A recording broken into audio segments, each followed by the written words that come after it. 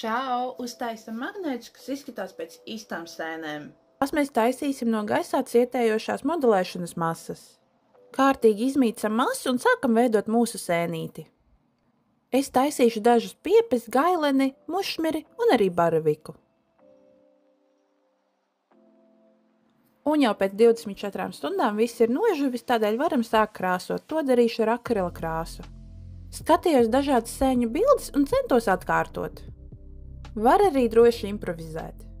Un, lai mūsu sēnītes varētu pielikt pie leduskapju durvīm, mums ir jāuzlīmē mūsu magnēts. To daru ar karstās līmes palīdzību. Man magnēts bija diezgan redzams, tādēļ to vēlējos paslēpt. Un es atcerējos to, ka man ir salasīti ķērpji, kurus pielīmēju apkārt magnētam, lai to nevarētu tik daudz redzēt. Un mūsu sēnītes ir gatavas. Šie magnētiņi mums ir sanākuši tik realistiski, ka vienkārši grib